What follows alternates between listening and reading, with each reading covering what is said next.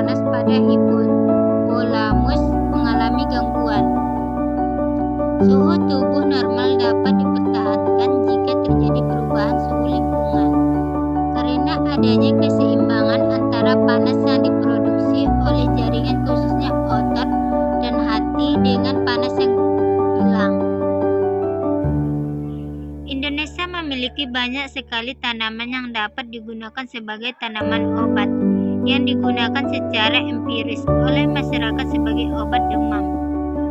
Adapun tanaman obat yang dapat digunakan untuk membantu mengatasi demam diantaranya mempunyai efek sebagai anti-HIV, anti-inflamasi, anti-diare, gangguan haid, sakit kepala, dan menjaga kekebalan tubuh.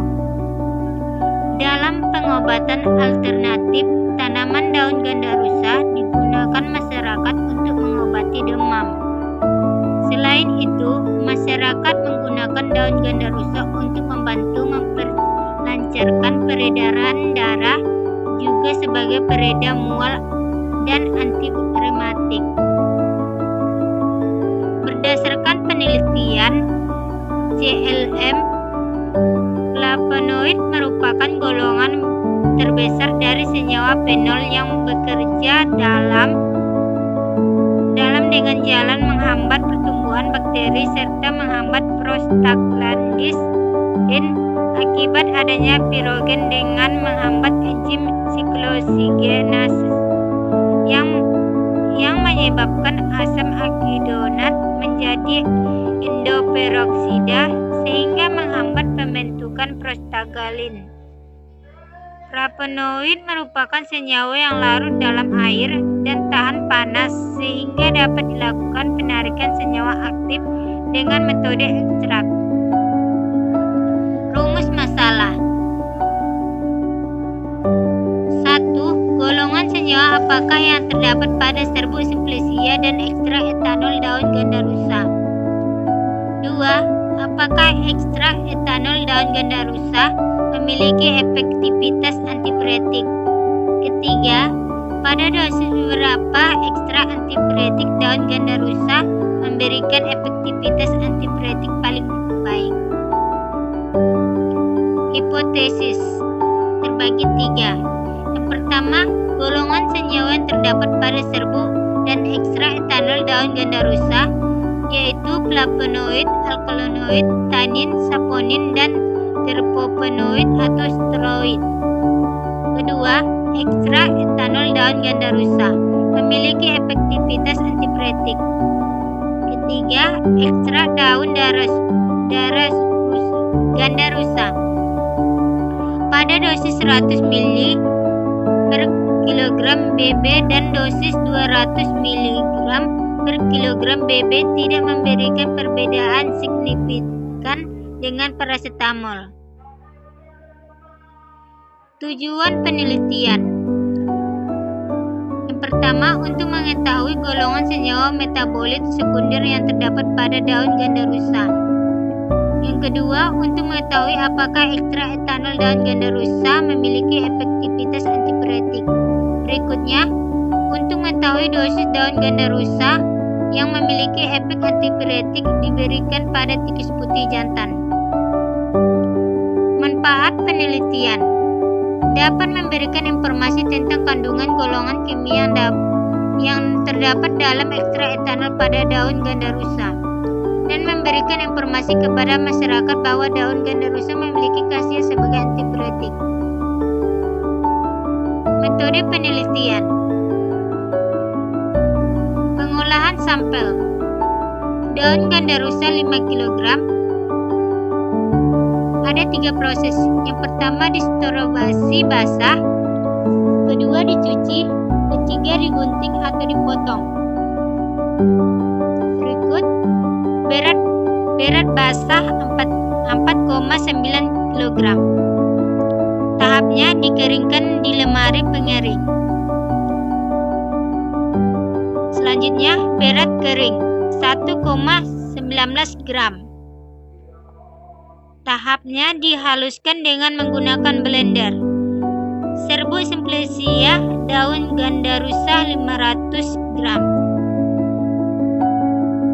Karakterisasi simplesia.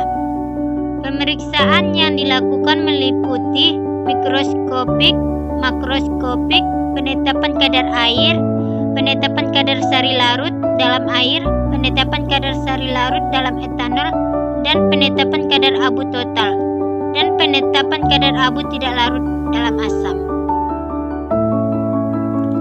Screening fitokimia alkaloid.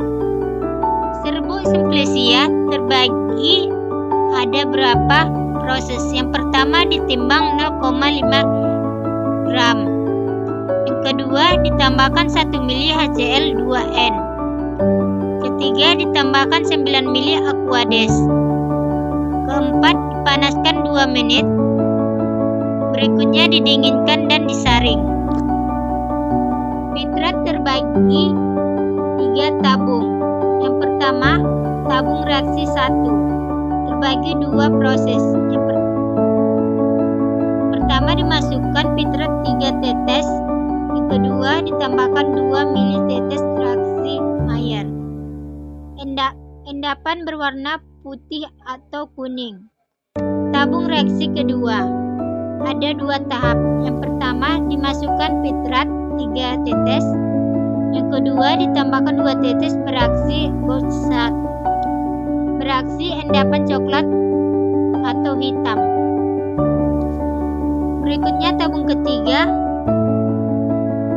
Tabung reaksi ketiga dimasukkan fitrat 3 tetes. Kedua ditambahkan 2 tetes bereaksi Dragon Drop. Hasilnya warna coklat atau jingga. Flavonoid dan tanin terbagi 2. Yang pertama flavonoid. Serbuk simplesia 10 gram. Terbagi ada 3 tahap. Yang pertama ditambahkan 100 mili Aquades. Kedua dididihkan 5 menit. Yang ketiga disaring dalam keadaan panas. Berikutnya fitrat 5 mili. Terbagi ada 2. Yang pertama ditambah serbuk magnesium 1 mili HCl pekat dan 2 mili amil alkohol. Kedua dikocok kuat dan dibiarkan memisah. Lapisan amil alkohol berwarna merah, kuning, atau jingga. Tanin. Serbuk simplesia 10 gram. Disaring dengan 10 mili air suling dan disaring. Fitrat diencerkan dengan air sampai tidak berwarna. Lalu diambil 2 mili, ditambahkan 1-2 tetes bereaksi FCECl3 1%. Berwarna biru kehitaman atau hijau kehitaman. Proses kerja farmakologi. 25 ekor tikus putih jantan dibagi menjadi 5 kelompok. Kelompok pertama diberikan CMC-NA 0,5%. Kedua diberikan paracetamol. Kelompok ketiga diberikan EED dosis 50 mg per kilogram BB. Kelompok keempat diberikan EEG dosis 100 mg per kilogram BB. Kelompok kelima diberikan EEG dosis 200 mg per kilogram BB. Tikus putih jantan terbagi ada beberapa tahap prosesnya. Yang pertama dipuasakan selama 18 jam. Kedua ditimbang berat badan. Ketiga diinduksi dengan vaksin DTP HB 0,4 mili. Berikutnya biarkan selama 30 lebih kurang 30 menit. Berikutnya dilakukan secara oral. Tikus putih jantan diamati mulai terjadinya demam. Lama terjadinya demam. Hasil uji antipiretik.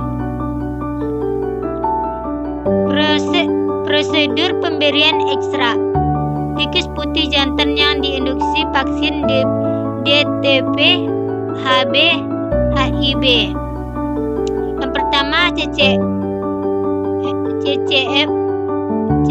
CMC NA 0,5%.